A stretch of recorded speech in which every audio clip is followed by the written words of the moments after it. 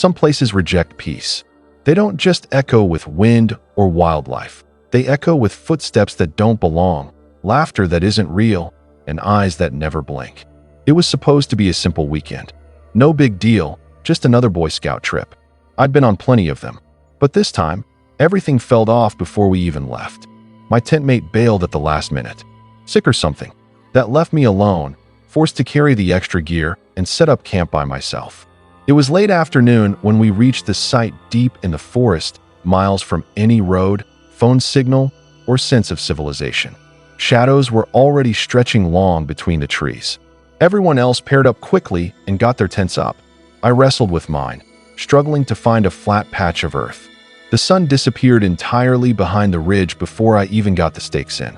One of the older scouts finally wandered over to help, probably out of pity more than anything else. "Looks like you're on the far edge," he said, tightening one of the ropes. "Don't let the coyotes get you." He laughed. I didn't.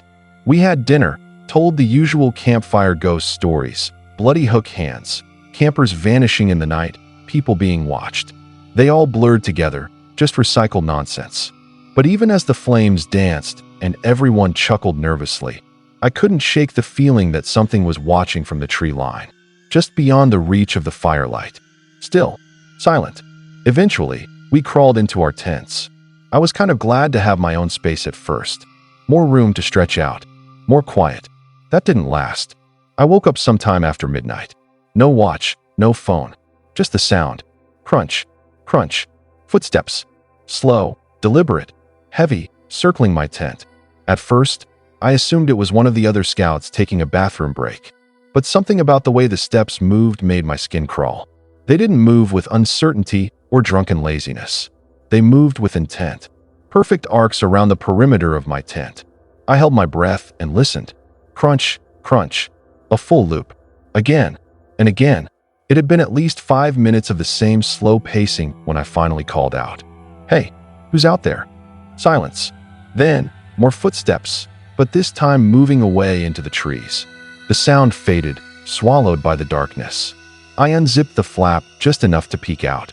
Nothing but moonlight filtered through the skeletal branches. I should have gone back to sleep. But then they came back. Crunch, crunch, crunch. Slower this time. Closer. The ground practically shook with each step. The tent walls shivered slightly, as if they were breathing with me. My mouth went dry. I couldn't take it anymore. I unzipped the door, flung it open, and scrambled to my feet. I expected to see a scout laughing, caught in the act of a dumb prank. Instead, I saw him. He stood just beyond the tent, half hidden in shadow. Tall, towering even, well over 6 feet, maybe 6 feet 6 inches or more. He was dressed in some kind of ragged outdoor gear, faded jacket, dirt-streaked pants.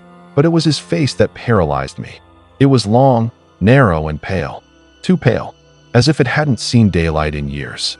And he was smiling, not kindly, not sheepishly, but like he knew every fear I'd ever had and was savoring each one. Then, slowly, he brought one finger to his lips. Shoo! My legs moved before my brain did. I turned and ran blindly through the forest, branches whipping at my arms and face. My lungs burned as I screamed into the night. Somewhere behind me, I heard a single twig snap, then silence. When I reached the scoutmaster's tent, I collapsed. My voice cracked as I tried to explain. One of them grabbed a rifle and a flashlight. The others started waking the boys. They found the footprints. Clear tracks, large, wide-spaced, circling my tent over and over. And then, inexplicably, they just stopped. No trail leading in or out. Like the man had vanished into thin air. We didn't stay the second night. In fact, we left before sunrise, huddled together like scared animals. No one said much. No jokes. No ghost stories. Just the hum of the van engine and a silence that clung to us all the way home. When I got back, I tried to tell my parents. They brushed it off. Probably a hunter, they said. A park ranger. A dream. Anything to avoid the alternative. But I know what I saw. I know how it felt, like something ancient and cold and wrong had found me that night. A few weeks later, I had a nightmare that jolted me awake. I was back in that tent. The footsteps were back. Only this time, the tent flap opened slowly, and he crawled inside, moving like a spider, mouth stretching wider than humanly possible. I still sleep with a night light. I still dream of pine trees. And I've never been camping again. Not once. Not ever.